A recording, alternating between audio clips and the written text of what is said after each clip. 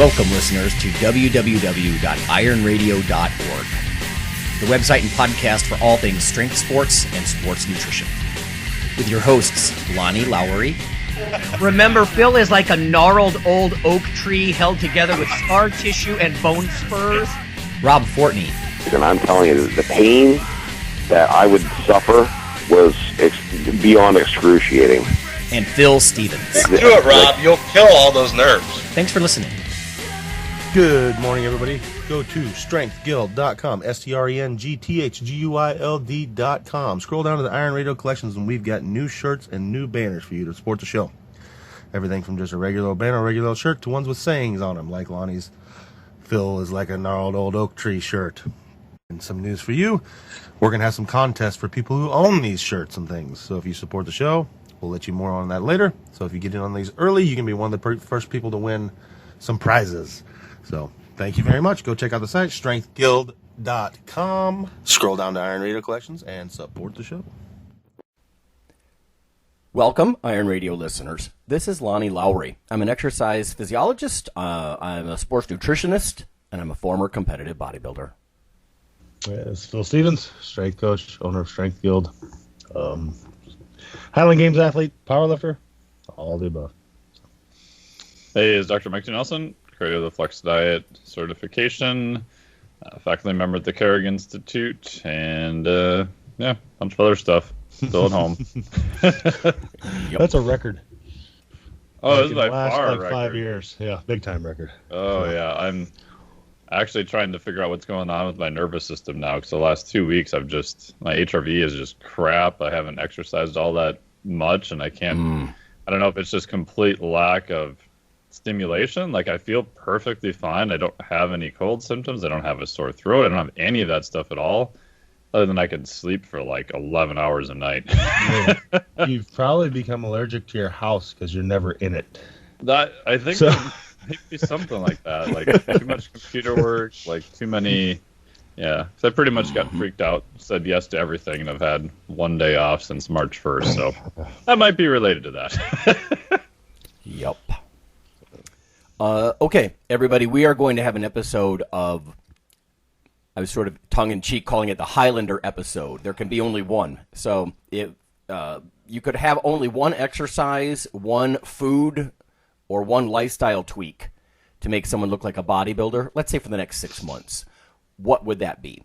So if you want to skip the news, I hope you don't, but if you want to skip the news and go to the second half of the show, that's how you would do it. And you could figure out our single best choice for exercise, food item, and lifestyle tweak to get someone to look like a bodybuilder. So, on to the science news. I'm going to get this one out of the way first. Strength and muscle sport news. I had mentioned something on YouTube. I did a pilot episode on YouTube, a video called Iron Radio Partial Rep, and I just wanted to see how it worked. And the camera was bouncing around and stuff, but I wanted to just kind of get my feet wet with that stuff. And I was talking about different hormones and how they might affect COVID risk. And, there's always the caveat, of course, not just that it's not medical advice, but when it comes to COVID-19, there's constantly new data coming out. So one of the things that a listener sent in, and we covered it on the audio podcast too, was low testosterone put men at higher risk of having that cytokine storm and the pneumonia and the inflammation in their lungs. But on the flip side, men are at higher risk. So on one side, it looks like low T is bad. On the other side, it looks like having testosterone around by being a male is bad. So is it low T is bad, or testosterone is the flip side is actually a risk? So this is a very balanced paper that I just wanted to share and sort of clarify. This is so new. It's not even July yet. This is a July issue of Metabolism. So top-tier journal, Posilli and Lenzi. It's sort of a commentary here. It's called Testosterone, a Key Hormone in the Context of COVID-19 Pandemic. And I'm sharing this partly because testosterone is, sex hormones, period. They're obviously a focus of what a lot of weightlifters and bodybuilders and powerlifters think about. So it says daily data show that entire population with SARS-CoV-2 is 58% made of males. So we know that the higher risk of males. The difference in the number of cases reported by gender increases progressively in favor of male subjects up into the age group of 60 to 69, where it's basically 67% of men in their 60s, and in the 70 to 79 age range, in which it's 66%. So basically, yeah, you're talking damn near 70% guys once you're old, right? Once you're over 60. And I say that with respect to any of our listeners that are over 60. We're all going to be there, and some of us sooner than others. It says, further, the higher lethality, death rates, right, is in favor of male subjects in all age groups. Deaths among 30 to 39-year-olds are 82% men. Wow. Wow. Of 40 to 49-year-olds, it's 73% men. Of 50 to 59-year-olds, it's 78.5% men. Among people in their 60s, it's 79.7% males. And older than that, it's just real bad, too. So, you know, I don't want to just keep reading all these numbers, but essentially, you know, you're talking about numbers 70 to 80% guys as far as the deaths. So it's more lethal to men. So this begs the question, right, because the article we were discussing from the Daily Mail in the UK a little while ago, sent by a listener, basically said low T is bad. Well, so this kind of suggests that lots of T might also be bad. So do you just want to be in that sweet spot range, right? Because let's face it, there's lots of bodybuilders and powerlifters that are in the very high testosterone range, even super physiologic range, and that might actually be bad. So when we talk about elevating up out of baseline, above hypogonadal, that's one thing. But jacking it off the charts might backfire on you. That's kind of where I'm at as I read these. This is only one article I have of several. Let me give you some quotes here. It's well established that plasma testosterone concentration is reduced by age and by comorbidities like obesity, diabetes, and obstructive sleep apnea. All these comorbidities are also highly prevalent in COVID-19 patients. It says low testosterone levels can cause a reduction of respiratory muscle activity and overall strength and exercise capacity, whilst normal circulating testosterone shows a protective effect on several respiratory outcomes. Okay, so this first bit I'm showing you, of course, is pro-T, like T is good. Reduction of cytokine activity, again, those inflammatory mediators in the body that you don't want running wild on you. Reduction of cytokine activity and or their receptors can be useful for treatment. In this context, testosterone may downregulate inflammation. So in other words, again, testosterone good. As a matter of fact, several studies carried out both in animals and in humans showed that hypogonadism, so if you don't have enough T, is associated with increased pro-inflammatory cytokines, and that testosterone treatment itself will reduce interleukin-1 beta, interleukin-6, TNF-alpha. So all of these are examples of pro-inflammatory cytokines, and testosterone treatment reduces them. So this also looks good. T sounds good here. Furthermore, the association between an increase in pro-inflammatory state and a decline in testosterone is often observed in aging men. So again, they get more inflamed sort of on a systemic level as their T levels fall and they age. So a lot of this stuff, again, I told you this is going to be balanced. That all suggests that testosterone is good. Having enough testosterone and even testosterone treatment can lower these inflammatory cytokines. Now, part two. Is high testosterone a promoter of COVID-19 infection? Now, this gets real chewy, and I'm only going to try to, select parts of this. I know that's dangerous. As opposed to what is mentioned earlier, the authors say, stands the testosterone-driven COVID-19 theory. This is based on the androgen receptor activation and the transcription of this TMPRSS2. Not kidding. Transmembrane protease serine 2. So there's a lot of mechanisms behind this, but if I just give you some pull quotes, it says, the testosterone connection with this could explain the COVID-19 positivity in those few young males with severe COVID-19 infections. So it says the use of TMPRSS2 inhibitors, and again, consider this as a mechanism affected by testosterone. So inhibiting this, they're currently used, by the way, for prostate cancer, represents an appealing target for the prevention or treatment of COVID-19 pneumonia. Studies are required to validate this hypothesis, however, and to evaluate the therapeutic and prophylactic potential of drugs that temporarily target androgen activity, such as androgen receptor inhibitors. That doesn't sound good to me, but androgen receptor inhibitors, steroidogenesis inhibitors, and 5-alpha reductase inhibitors. So there is this theory that testosterone is the reason men get so sick. But at the same time, there's evidence there that low T is going to put you at greater risk of like a cytokine storm. So what I'm taking from this is get your T levels checked. And this is actually what we said on that little pilot video that I did.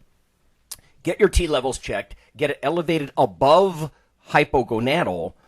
But here, this is suggesting real high T levels could put men at additional risk, and we just need studies to know. So the testosterone question and this lopsided, severity in men, it's really hard to tease apart, right? Low T is bad. Sounds like high T is bad.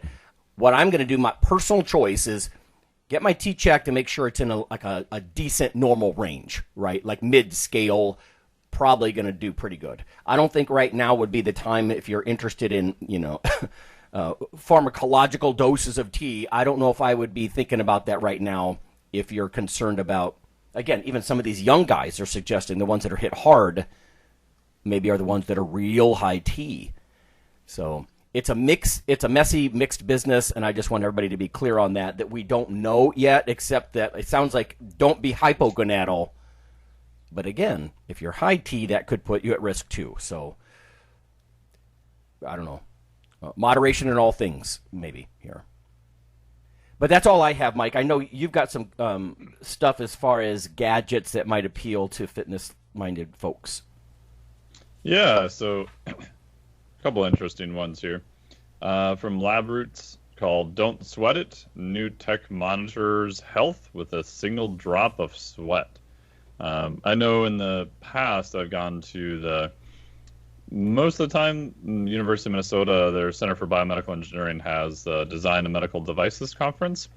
I didn't go this past year, but I usually go pretty much every year. I used to work in the medical device industry for a while. So once in a while it would be more medical, but you'd see interesting stuff. Like Roger was there initially with the Moxie sensor, probably 6 or 7 years ago now, a sensor looking at muscle oxygenation levels. And a couple of years ago, there was some people there looking at this area, which is called microfluidics, using kind of different MEMS technology, these really tiny, tiny little etched things to try to get more information out with also not all the time having a huge power source. So a lot of times you're trying to make a wearable device, how long it's going to last, power source, all that kind of stuff becomes an issue. So what they're looking at here looks like they're using that based on a recent study that was published in the journal, Microfluidics, addressing the shortcomings to the wearable device industry.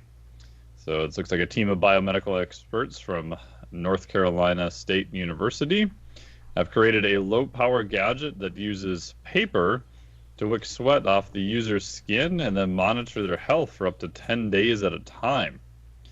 It said, unlike other paper-based devices that shut down once they become saturated with liquid, the engineers here devised a microfluidics that uses a capillary action to pump sweat through, allowing it to operate for extended periods of time.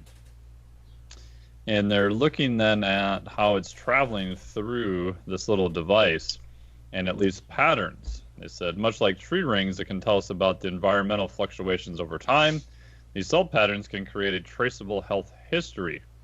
The deposition of salt and trace metabolites such as lactate and cortisol can point to conditions ranging from sepsis, stress, and dehydration to hypertension. That's wild. Yeah.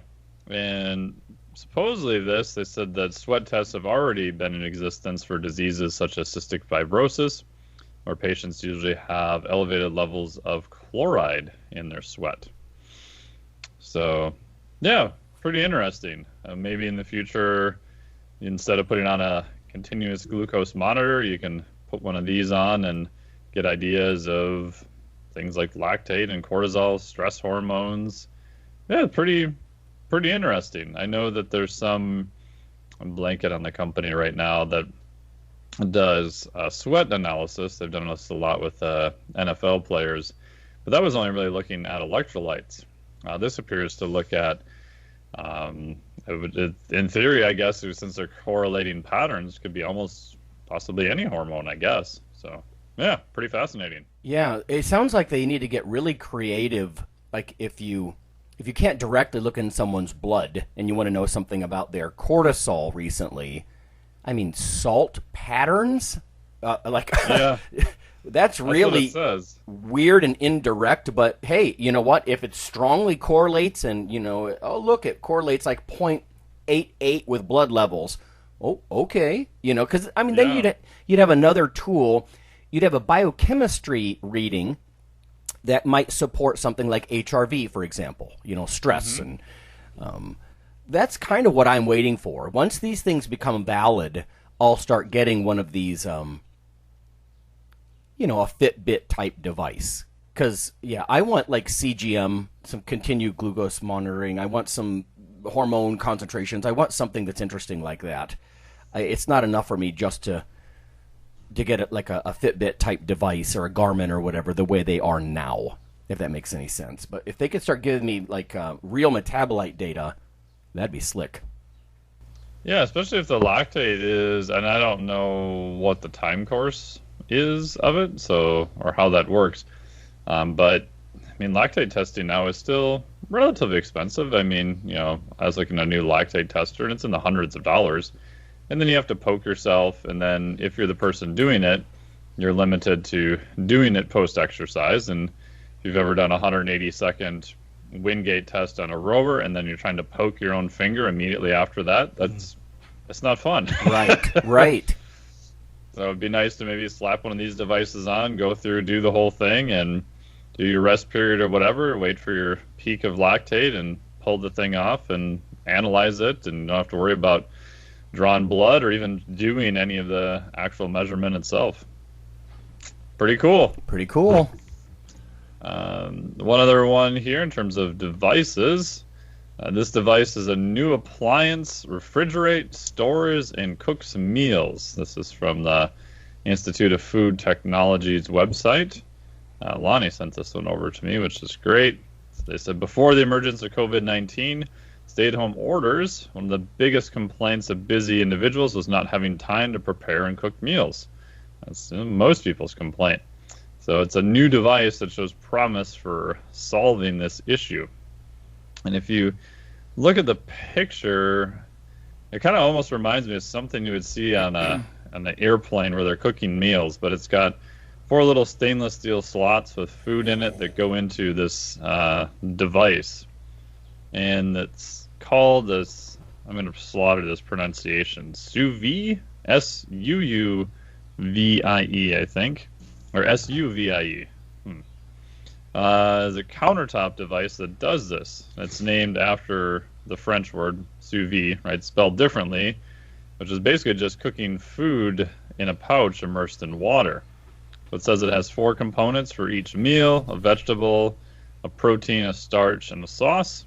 And I guess each compartment zone is independently temperature controlled, allowing each vacuum seal meal component to be refrigerated, stored, and then cooked separately. But all these things kind of go into the device at one time, so you don't have to do them one by one. You can do all of them at once. So pretty interesting. It says it's fully programmable. Looks like it's got an option of adding a broiler, a bunch of other stuff. And the price sells for around $1,199. And then prepackaged food and meals are sold separately. So that's like a crock pot, exponential crock pot, right? Like super ultra convenient, but at a price.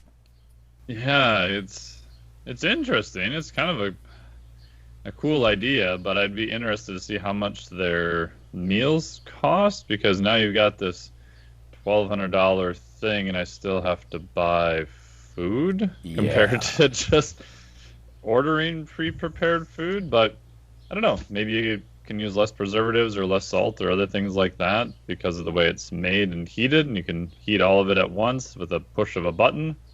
I don't know. Interesting idea. Yeah, if it's like printer ink, that's what I think of, right? The unit itself is not that costly, but then you got to keep cranking out proprietary inks and whatnot. And same thing with these foods. Yeah, what if they're not in the nutrition profile that you want? Like, are they going to have keto, inserts or whatever? I don't know. And then I also wonder about, is this just the Betamax of food prep, and no one's going to make that format, anymore? And okay, great, I got a $1,200 device sitting on my counter, but the company that makes the food prepackaged in each its little 4 little containers, they kind of went belly up. So yeah, it sounds interesting to me, but like all in one, like at least in our household, we try not to buy things that do like 8 different things. So like if you get a coffee pot that grinds the beans, and does all of the above, and then one part of it breaks, I feel kind of stupid. I'm like, well, it still brews coffee. I don't want to throw it away, but the grinder part's dead. You know what I mean? Or like there's been different kind of, I don't know, DVD or VCR back in the day kind of products, and they did multiple things, like a stereo and a video player and then when one part of it breaks, I don't know, like you're the engineer, it just, to me, it sounds like that's the kind of thing where there's increased risk for failure when it's doing so many things all in one device, as opposed to having a fridge and a crock pot. If your crock pot dies, you just throw it out. The fridge is still fine. Yeah, that's goes back to engineering 101. If the simpler you can make it to get the function done, your chance of it being more reliable is much higher, just by the definition of there's less moving parts. Mm-hmm. I'm one of those weirdos that if our washer and dryer ever break, I try to find old used ones where you can actually swap out components and stuff. I'm like, it's a washer. It works good enough. I don't need to talk to my phone for another $800 to $1,000. And then if the new one breaks, they literally at this point are almost disposable. You just throw the whole thing out, which seems crazy. It does. Yeah, I don't know. Maybe people who don't want to learn about nutrition, they just have everything uber conveniently just prepackaged stuff. You just throw it in the device and all your meals are made by a robot kind of thing. I think that's kind of where they're going with this, really,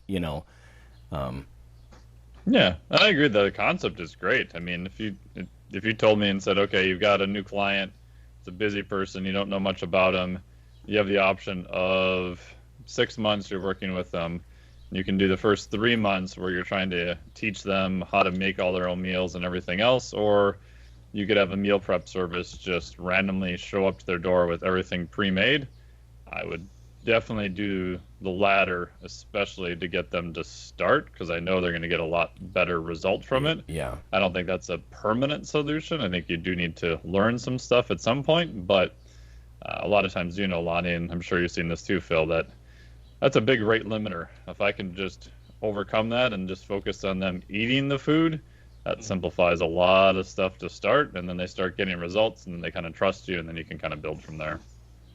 Yeah. It's one of the things that template diet plans, what I don't like about them is there's no questioning. Like when you sit down and you do nutrition counseling with someone, you have to get some idea about their readiness to change, right? We've talked about this before, of course, or, their competence in the kitchen with skills.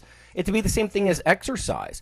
Well, mister, just, go prepare these meals and go through this workout.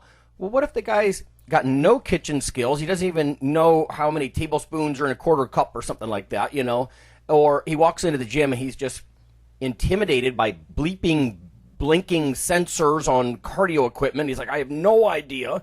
And so you're giving him, he's not ready, right? And at least this, like you said, it's almost like that bridge over troubled water while they can learn stuff, at least they've got a crutch they can hobble along and start making some progress, I guess. Yeah, I've been shocked. I've been in a few buddies' houses, and I'm like, you seriously don't? I look in the fridge, I'm like, there's like 2 things of beer. I'm like, what are you? And then you go in their cupboards. They have one buddy of mine. He remained nameless. I'm like, you seriously? You don't even have anything to cook anything. You don't even have a plate. He's like, oh no, I never cook. I'm like, really? And he was serious. He had nothing. Wow. Nothing. Yeah. It's easy to take it for granted. My whole family cooks well, you know. But, yeah, if you don't have those skills, I don't know. Okay. Well, I'll tell you what. We're just about on the half an hour point. I did want to do Michelle reminded me to let people know about the taste test video that we put on YouTube. We got some positive feedback on that already. Obviously, it's our first foray into actual YouTube videos. I mean, we put audio up there, which sounds kind of funny, but we kind of need it. YouTube is our backup, right, for the audio podcast. But yeah, we're going to have monthly videos. So we're doing a taste test this time. Phil and myself and Mike and Michelle Blakely all on there. The first one that's up right now is on protein donuts. You know, are they similar to real donuts? Do they taste good? Are they weird? I think Phil's going to be our resident critic on a lot of these things. And then next month, we're actually going to do like these keto Pop-Tarts in July. So you might want to look out for that. My guess is they might rate more poorly than the protein donuts, actually. But, you know, we'll find out. So anyway, yeah, go please, listeners, if you want, check out YouTube for some videos now. We're doing these Iron Radio reviews, taste tests, maybe down the road, even some kind of little review of a device of some kind or another. But anyway, let's go to break. And when we come back, we're going to do the Highlander episode, If You Could Choose Only One, how to become a bodybuilder, in a sense.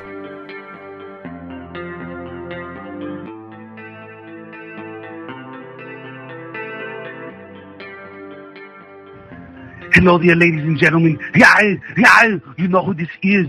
So I'm here to tell you about Dr. Mikey Nelson's new book, Why You Should Eat Keto. I don't do it because, I mean, look at me. Come on, I'm fabulous and I'm fantastic.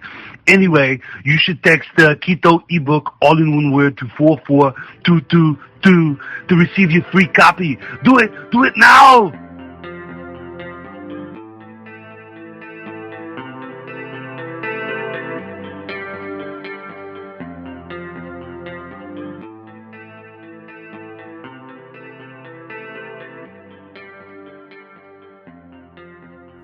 Hey listeners, this is Dr. Lonnie Lowry.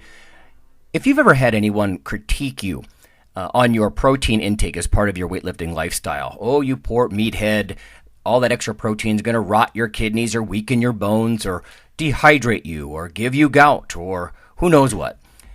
There is a book available. You could simply Google CRC Press and Lowry. And what I've done is reach out to experts all over the world and create a book, a single compendium that you can hold up and say, this is why I consume extra protein. This can be very valuable when you're being quote-unquote educated by various professionals on the topic.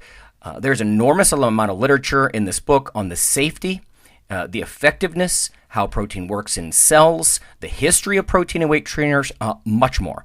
So again, please check out CRC Press and Protein and Lowry. You can just Google that, and I do, full disclosure, I do make a small single-digit royalty on the book, but that's not why I did it. I did it so we can all have something, our particular population, to both defend what we do and to inform our nutrition and our eating. Thanks.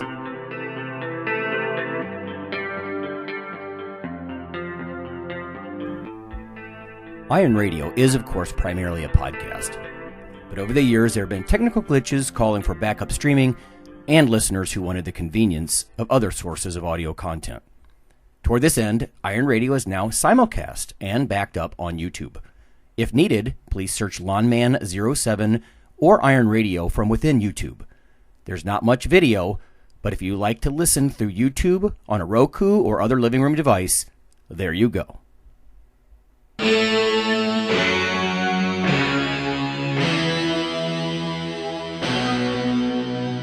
Like your weekly fix of Iron Radio?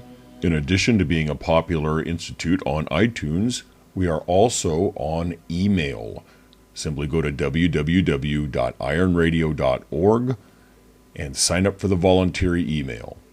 You'll get a once per week email, no more, that's little more than the show notes and a link to the audio. So go for it.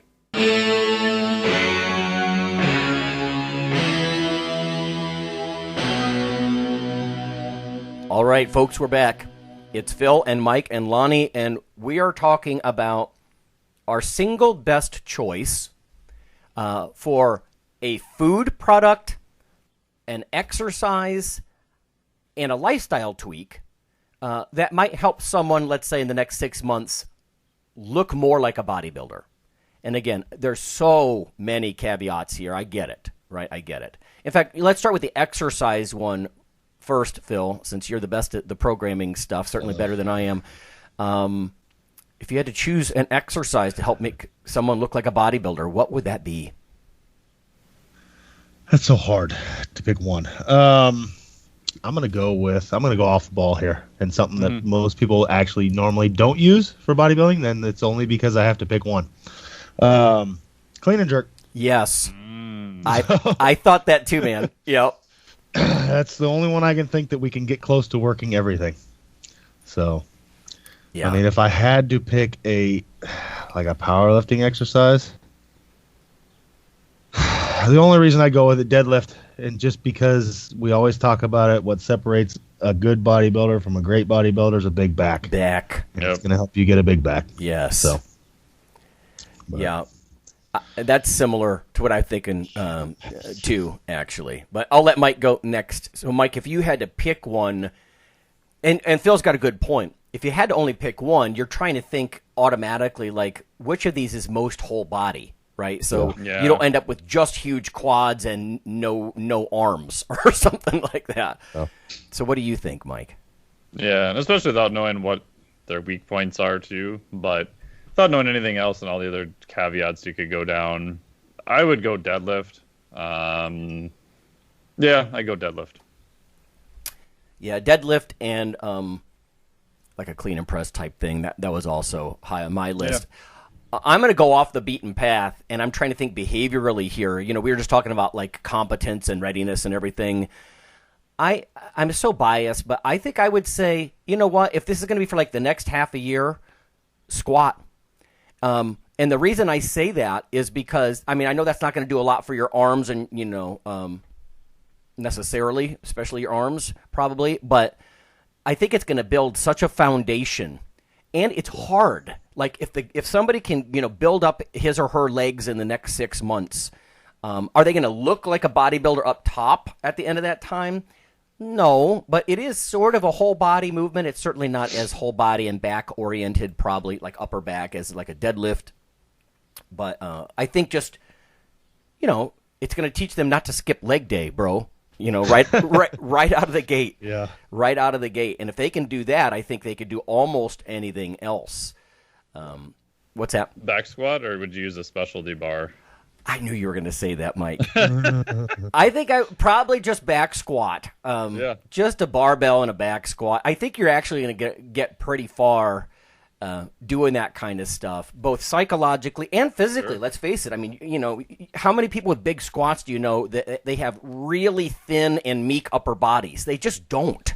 Yeah. Now I know I think, was it Brad Schoenfeld? Somebody did some work on does leg work really build your arms and your upper body? They actually tried to do a study like that, and they were saying, no, it really doesn't, like you might think. I'd have to go dig around for that. Maybe somebody can find that for us. But nonetheless, right, yeah, you just don't see frail people with big squats. You just don't. So I guess I'm willing to set aside big guns, right, to set a foundation for somebody, I suppose. So, I was trying to go through the list, right? I'm thinking weighted dips. I mean, there's quite a few things that would be attractive here. Clean and press is a good one, obviously. It is, too. Yeah. And deadlifts are really good. Yeah. So something's gonna lack. There isn't just a right. Because we could go with something like a thruster, but then you're limited by weight. How much? You're just really limited by weight. So exactly. And you know what? Like foods, like you can't. We're trying not to loophole this either. Like maybe there's a weird piece of equipment that if you loaded the full stack on it, weight stack, you could somehow involve every part of your body. But that's not really what we're trying to talk about here. So you're right. I mean, who's going to program with one exercise? But then again, we're coming out of lockdown finally. Things are opening up. And if people are still lifting at home, maybe they don't have many options. Yeah. So next on the list then is food items. So same thing. Like it's kind of cheating to say a casserole with 99 different foods in it, right? So we're not talking about that. But Phil, what about a food to help someone grow? So when I say look like a bodybuilder at the end of 6 months, I guess I mostly mean hypertrophy, but I'm going to go with authentic tacos. Oh, okay. Because you got like a corn tortilla, you got a meat. Usually there's some kind of vegetables in there, some cilantro and onions and things like that. And then our rate limiter will be like, if you need to gain, we're going to give you lots of tacos. Okay, just more. We're going to, that's one of those easy ones. Basically, you got the tortilla that is the vehicle for your protein, and then you've got your protein and fats and a couple vegetables in there. Mm-hmm. So that's not bad. Yeah, there's some variety there. Proteins, carbs, fats. I mean, if you go get real tacos, I'm not talking Taco Bell. It's quality food. It's usually fairly lean, tough pieces of meat that have been cooked to not be so bad. Yeah. And, some vegetables in a tortilla. It's not really that bad. Right. So, yeah, I think a gold nugget in what you're saying, and I know you've said this for years, is carbs are the vehicle to get all this other stuff to your mouth. Whether it's a tortilla, like a wrap, or a taco, or, whatever, a pizza. Yeah. Built-in variety there. What about you, Mike? I know it's impossible, but a food item that's going to help someone move toward looking like a bodybuilder. Yeah, I kind of went similar to Phil. I went the Chipotle route. Oh. Because you can it's convenient, assuming you have money. A lot of times now you can just get it delivered. So depending on how many calories you want to expend, you may not even have to walk there. You can easily adjust the amount of white rice, or you can get it in a bowl or a burrito.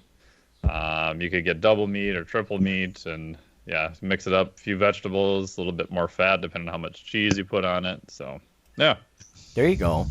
Yeah, I think somebody who ate 2, like double chicken Chipotle burritos every day, every meal, that's a lot, man. That's a lot of growth. That's a lot. That's a lot of growth. And like you said, throw in the rice. Like these days, I'm old. Sometimes I say hold the rice. Both beans, hold the rice. But if I was going to grow, bring the carbs. Yeah.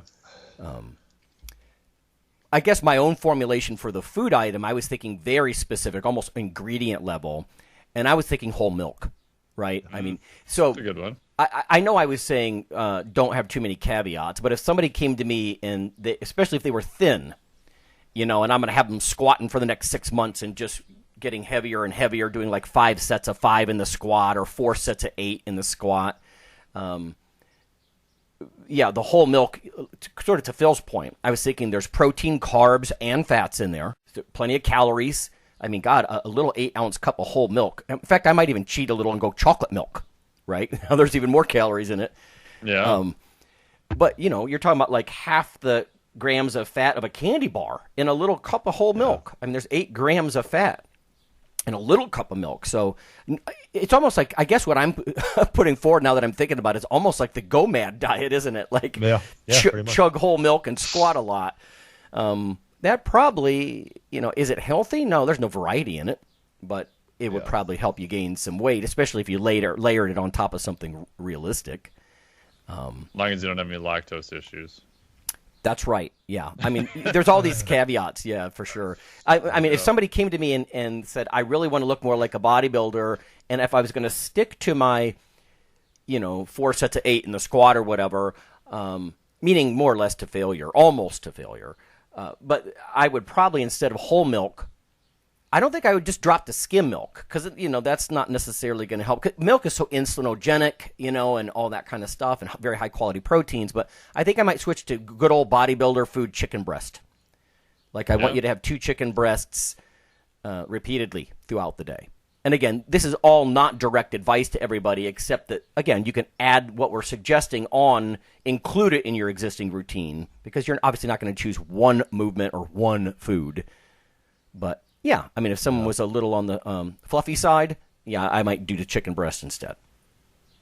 Milk might be in a world of its own there as a single ingredient food item that is, like, has a good mix of carbs, fat, and proteins. I can't think of another one right off the top of my head.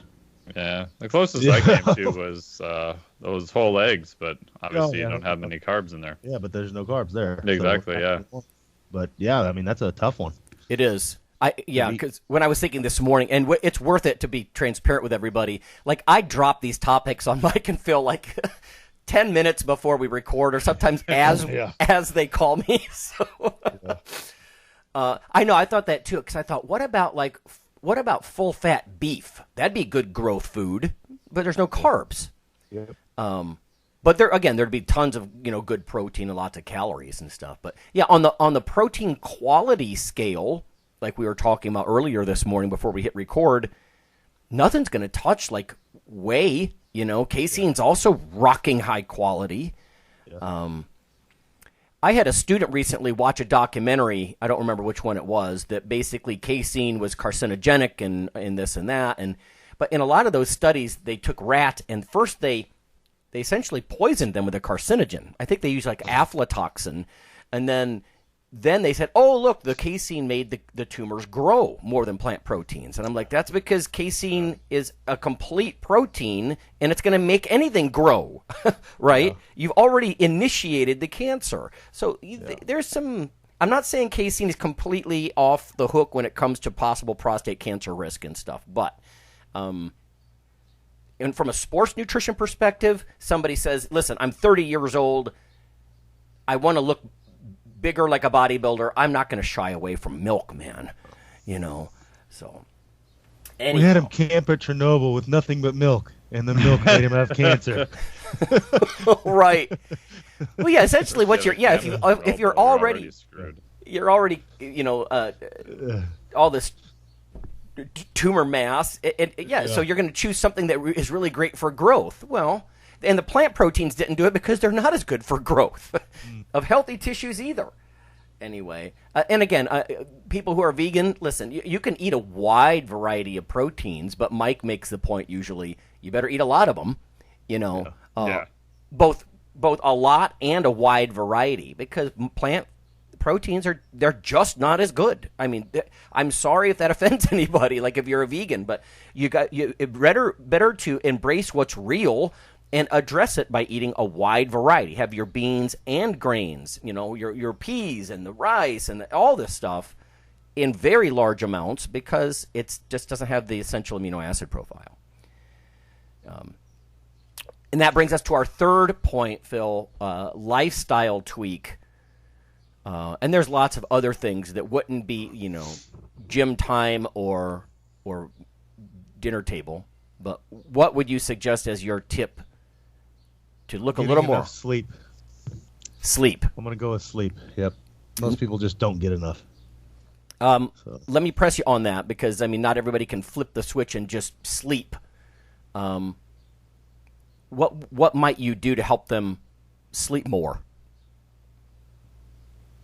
Oh, boy. Well, it depends on the situation again. If it's somebody like myself who was fighting sleep apnea and didn't do anything about it, getting a CPAP is going to greatly help you sleep. Okay. So maybe some relaxation techniques or something. One thing we've been doing recently is turning on we downloaded some bedtime talking book thing.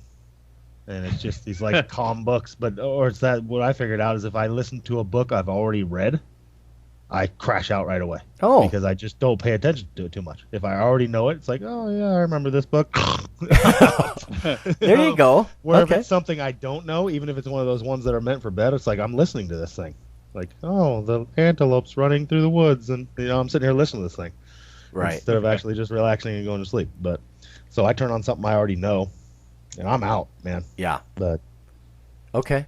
Yeah, and it's probably good advice that it's something more audio. Like, I don't think we would want bright blue computer screen in your face, interfering and whatnot. But I think we're all huge fans of sleep. Like, it's really hard to grow without that. Mike, you probably think about this kind of sleep ritual stuff all the time. But am I fair? Is it fair to say that you're probably going to say something with sleep too? Yep. Yeah, I had written sleep down, and same to Phil. I can send him if he wants. I'll read a copy of my dissertation to him if he needs some variety to put out at night. Yeah, we actually even did a sleep book. My wife wrote it primarily, called Mr. Mole Goes to Sleep, talking about little rituals people can do before bed, and a little story that's actually a children's book, but we did it as a sneaky way to get adults to actually sleep more, because they'd probably read the book to their kids and be like, oh, wow, maybe I should be doing some of this. Right, yeah. That makes sense. So, yeah, same things, like less blue. I do have some of the goofy orange glasses and red light at night, and trying to wind down early, making sure your bedroom is dark and cool, and all the standard sleep hygiene stuff helps. Right. Yeah, the older I get,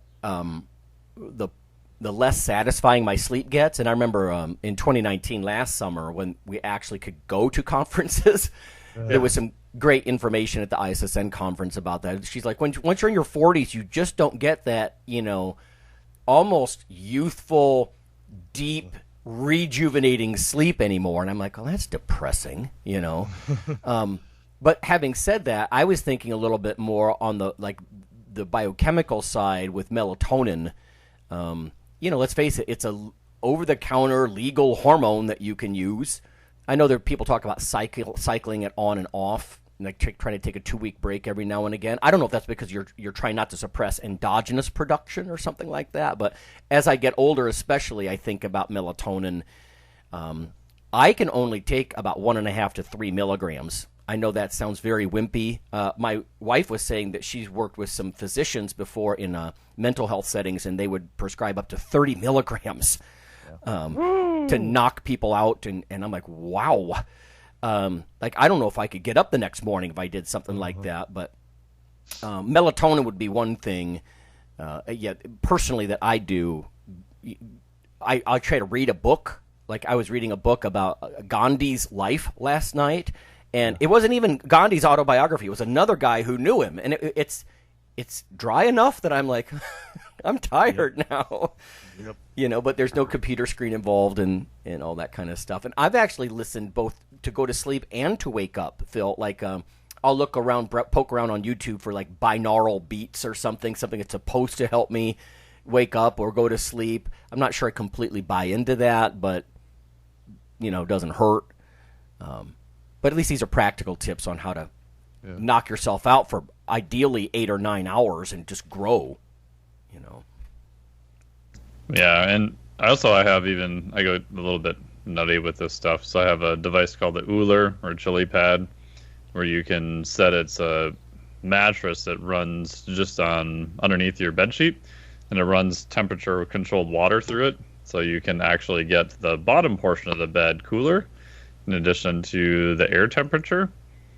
So I really like that. It's kind of expensive, but it's super nice. And the new one has this feature where you can change the temperature and have it warm up towards the morning.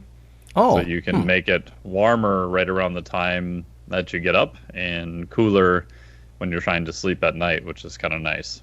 That's cool. Only complaint with it is if you're someone who is pretty warm body temperature, I actually tried to turn it down so low, because they're like, well, how low would you put it? I'm like, well, could I turn it down low enough so I wake up shivering and then just back off from that temperature? Yeah. But I could never get it quite that low. But it does help a lot, actually. You know what? I actually got to the point where I cannot sleep without a fan in my face. And that's not always popular with Kelly, but it's because it's cool, and it's a lot of circulating air. It's cool, but I suppose the downside to that is what you just said is then I'm sort of snuggled in, and I got some cool air blowing all over me in the morning, and I want to stay under the covers. Yeah. But, it's sort of that, like, people say, that's irrational. Why do you cover up? You got a fan on you, and you're just covered up against it. I'm like, I don't know. The white noise and the circulating air and the coolness, it just helps put me down. I don't know. Agree. Okay. Yeah. Well, there it is, everybody. Just some thoughts for you. If you had to pick just one, right? There can be only one. That's why I was joking about the Highlander thing.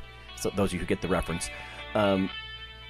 Something you might add or might at least consider adding to your routine, no nonsense foods,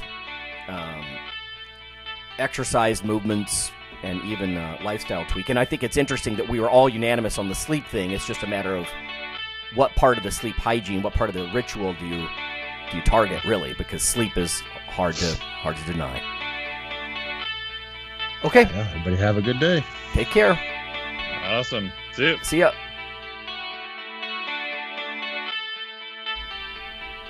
Hey listeners, have you seen the store at IronRadio.org?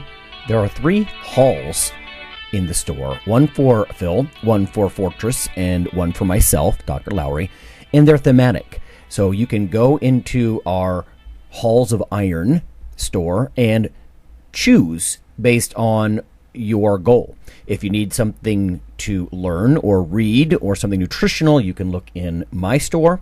Lonnie's store. If you want something about injury prevention or competition, then take a look at Phil's Hall of Iron. And if you want something about motivation or daily training, Fortress's Hall has what you're looking for.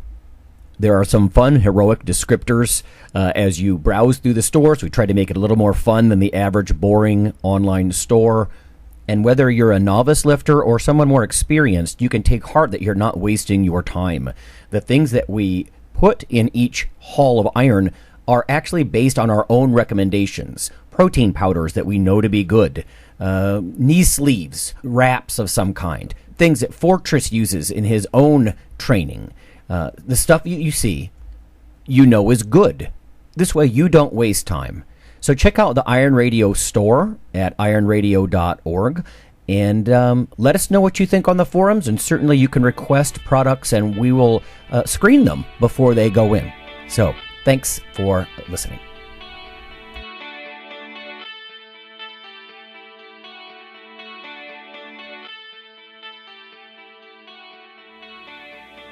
Iron Radio is accepting donations.